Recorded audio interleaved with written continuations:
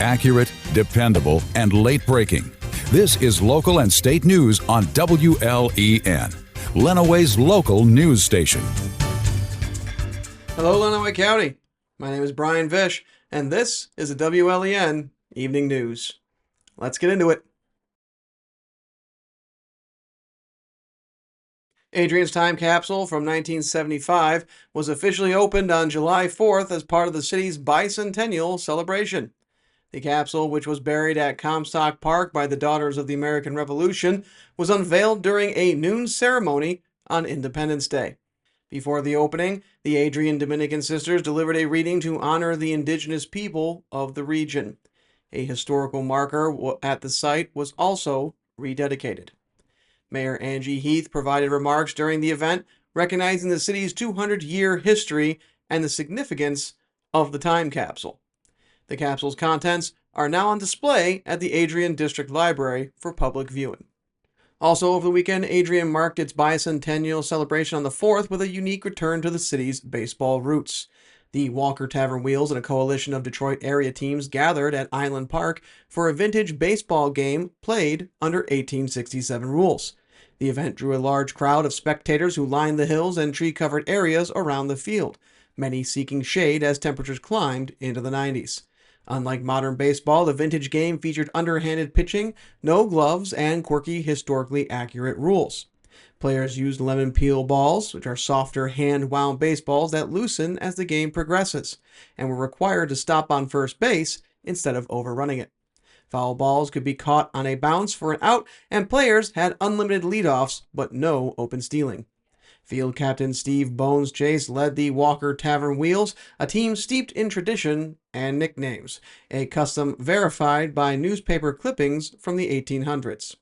Other players included local athletes such as catcher Andrew Simpson and Adrian High School's Jake Raymond, who is known as Big Hoss on the field.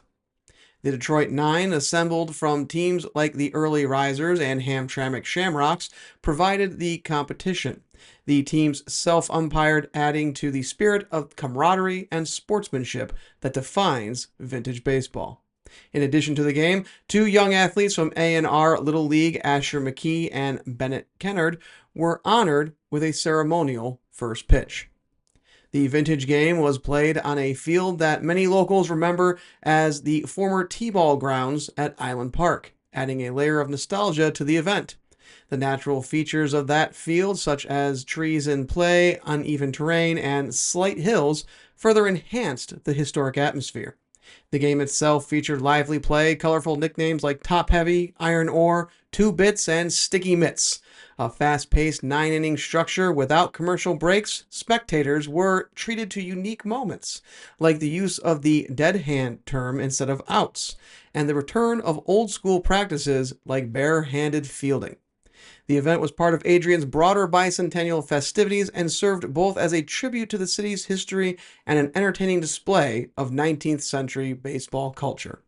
The community's strong turnout and enthusiastic participation suggest that vintage baseball could become an annual tradition at Island Park. The Adrian City Commission will negotiate a collective bargaining agreement with the local chapter of the International Association of Firefighters at their next regular meeting tonight, July 7th. According to the meeting agenda, negotiations with the IAFF will be held at the start of the meeting with the possibility of commissioners going into a closed session. Later in the meeting, commissioners will introduce ordinances to amend the city's fire prevention code and vote to approve the new agreement.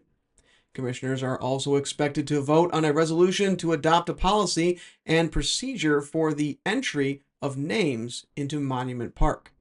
The complete agenda is available to view at adriancity.com. The meeting will take place at the Adrian City Chambers on East Maumee Street in downtown Adrian at 6 p.m.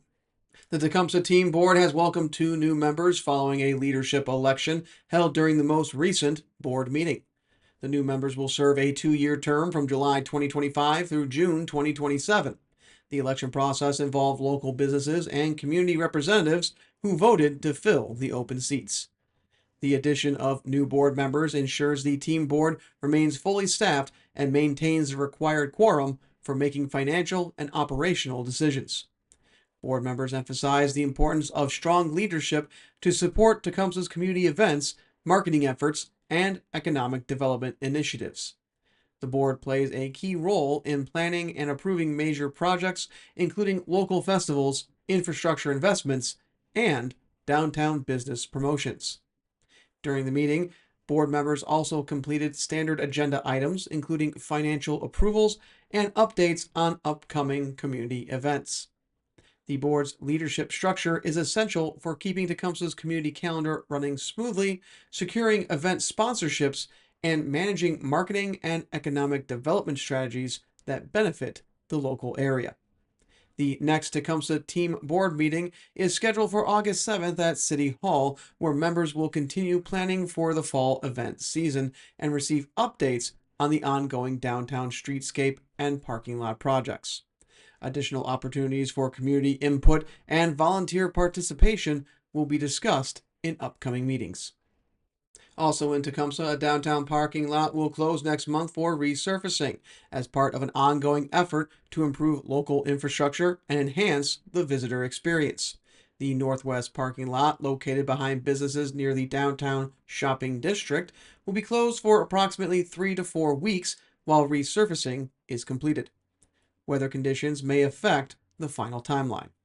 Officials said the lot has not been resurfaced since 2001, and the repairs are now necessary to address aging pavement and maintain safe, accessible parking. The temporary closure is expected to impact nearby businesses during the project. City representatives will provide temporary signage to help visitors find alternative street parking and nearby public lots. Officials acknowledge the inconvenience but emphasize that the repairs are essential for long-term use and will support downtown businesses and events in the years ahead. The upcoming projects follows similar resurfacing work completed last year in another downtown lot. The parking lot closure is one of several planned infrastructure improvements intended to refresh Tecumseh's downtown area. Additional streetscape planning and design work are already underway as part of a long-term community investment effort. Businesses affected by the parking lot closure will receive additional communication and support in the coming weeks, including printable signage to help guide customers to available parking locations. More details about the project start date and any updates to the construction schedule will be announced as they become available.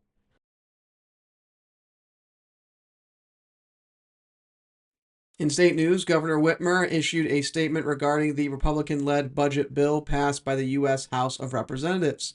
The governor called the bill reckless, saying it threatens the health, security, and financial stability of millions of Americans, including hundreds of thousands of Michiganders. Whitmer says the legislation would raise grocery and utility costs for working families, cut SNAP food assistance, and terminate health care for millions, all while delivering major tax cuts for the wealthy and adding over $4 trillion to the national debt. The governor noted that nearly 15,000 Michiganders sent personal stories to her office about the harm the cuts would cause.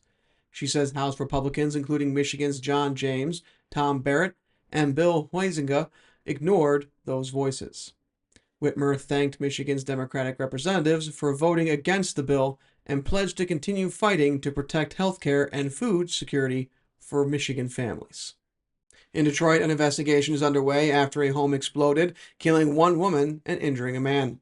The explosion happened around 3:50 p.m. Saturday, July 5th on McCormick near Morose Road and I-94, according to MLive.com. Detroit firefighters told reporters that the 46-year-old man suffered burns to the upper half of his body and was taken to an area hospital for treatment. 2 neighboring homes were heavily damaged by the explosion. The cause of the explosion is still under investigation.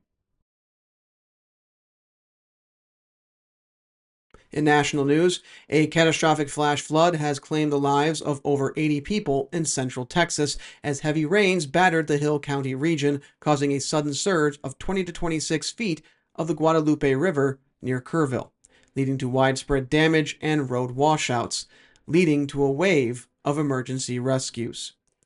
The death toll rose across 6 counties as of Sunday evening. In Kerr County, officials reported 68 deaths, those of 40 adults and 28 children. Officials said 10 children are still missing from Camp Mystic. Governor Greg Abbott noted that some of those rescued had been clinging to tree branches to avoid being swept away. Abbott also revealed that he had signed the amended federal disaster declaration to include additional counties impacted by the severe weather. Secretary Noem, present at the briefing, said President Trump had expressed his intention to support the updated declaration. Texas Senator Ted Cruz shared on social media, quote, "Please pray right now for everyone in the Hill County, especially Camp Mystic. Today, I've spoken with Greg Abbott, Lieutenant Governor Patrick, the head of TDEM, and President Trump. Multiple helicopters are performing search and rescue. President Trump committed anything Texas needs," end quote. Kerr County Judge Rob Kelly also spoke during the briefing, revealing his own property had been ravaged by the floodwaters and that he narrowly made it home on Friday. Kelly shared that he had visited a local funeral home and witnessed the overwhelming toll firsthand. He later toured the devastation by helicopter alongside Senator John Cornyn and Kerrville Mayor Joe Herring. Lieutenant Governor Dan Patrick told reporters Friday that the Guadalupe River surged more than 26 feet in less than an hour. He said there had been no rainfall in the area until shortly before the flash flood hit, and emergency alerts were sent out early Friday morning between 4 and 5 a.m. Speaking with reporters abroad, Air Force One late Friday night, President Trump described the flood as a terrible thing. On Saturday, he said his administration was actively working alongside Texas state and local officials to provide relief. Trump wrote in a Truth Social post, quote, "The Trump administration is working with state and local officials on the ground in Texas in response to the tragic flooding that took place yesterday. Our Secretary of Homeland Security, Kristi Noem, will be there shortly. Melania and I are praying for all the families impacted by this horrible tragedy. Our brave first responders are on the site doing what they do best," end quote. President Donald Trump later announced he had signed a major disaster declaration for Kerr County, which allows first responders to have access to the resources they need as they continue to work on search and recovery efforts. The Department of Homeland Security said Sunday that the Federal Emergency Management Agency is on the ground in the region to provide assistance. And let's take a look at the weather here in Lenawee County. Expect mostly cloudy skies through the early evening, with temperatures holding steady around 76 degrees.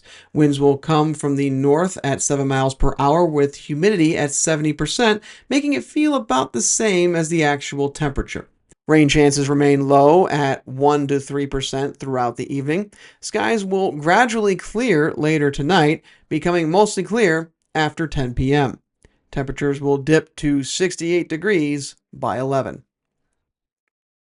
Tomorrow, a mix of sun and clouds is expected throughout the day, with a high near 86 degrees. Winds will be light, coming from the south-southwest at 5 miles per hour.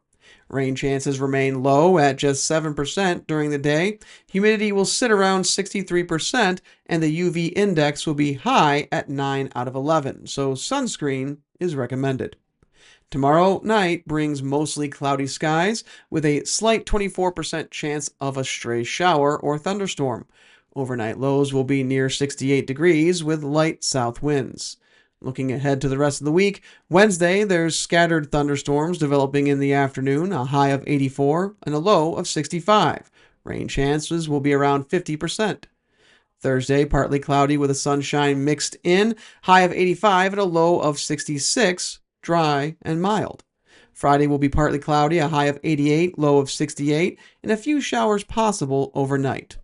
Saturday, scattered thunderstorms in the afternoon and evening with a high of 87, low of 69, and rain chances at 60%.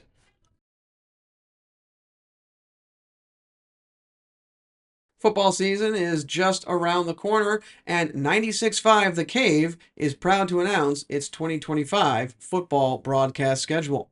All games are scheduled for 7 p.m. kickoffs, and as always, the schedule is subject to change. But here's the lineup. Week 1, Thursday, August 28th, Airport at Tecumseh. Week 2, Friday, September 5th, we have Clinton at Madison. Week 3, Friday, September 12th, we have Onstead at Hudson. Week 4, Friday, September 19th, we'll see Chelsea at Tecumseh. Week 5, Friday, September 26th, will be Lenawee Christian at Britton Deerfield. On week 6, Friday, October 3rd, Onstead will be playing at Blissfield. This one will be radio only on 96.5. Week 7, Friday, October 10th, is Hudson at Clinton. And week 8, Friday, October 17th, will be Ypsilanti at Tecumseh. Week 9, Friday, October 24th, is Sand Creek versus a to-be-determined in the Big 8 versus Southwest 10 crossover. Playoff coverage will be announced at a later date. Jeff Bowman will call the action this season. All games except the October 3rd matchup will be on air both on 96 The Cave and Lenawee TV. Bobby Jenks, a two-time All-Star closer and 2005 World Series champion with the Chicago White Sox, has died at age 44. The team announced on X, quote, former Chicago White Sox All-Star pitcher and 2005 World Series champion Bobby Jenks passed away yesterday, July 4th, in Sintra, Portugal, where he had been battling adenocarcinoma, a form of stomach cancer. He was 44 years old, end quote. Jenks revealed his diagnosis during a February 2025 interview with MLB.com from Portugal, where he moved with his wife in 2024. The White Sox posted a video tribute on X with the caption, quote, Bobby will forever hold a special place in our hearts, end quote. White Sox owner Jerry Reinsdorf said in a statement, quote, we have lost an iconic member of the White Sox family today. None of us will ever forget that ninth inning of Game 4 in Houston, all that Bobby did for the 2005 World Series champions and for the entire Sox organization during his time in Chicago. He and his family knew cancer would be his toughest battle, and he will be missed as a husband, father, friend, and teammate. He will forever hold a special place in our hearts, end quote. Jenks spent 6 of his 7 MLB seasons with the White Sox, saving 173 games for the White Sox from 2005 to 2010, before finishing his career with 19 appearances in 2011 for the Boston Red Sox. Jenks helped the White Sox win the 2005 World Series, saving 4 games in 6 appearances during the postseason. He was an All-Star in each of the next 2 seasons, while saving 41 games in 2006 and 40 in 2007, during which he retired 47 consecutive batters. His career ended with a 16-20 record, including a 3.53 ERA, 351 strikeouts, and 348 appearances, all in relief. In May 2021, Jenks began working as the pitching coach for the minor league Grand Junction Rockies. The next season, he was promoted to manager and won the league's Manager of the Year award after helping the team win a championship. He went on to spend the 2023 season as the Princeton Whistle Pigs pitching coach before he returned to the managing with the Windy City Thunderbolts later that year. And that's it for the WLEN Evening News. I'll see you tomorrow, Lenawee. Have a good evening. Count on WLEN, Lenawee's local news station, to keep you informed with accurate and dependable information 24 hours a day.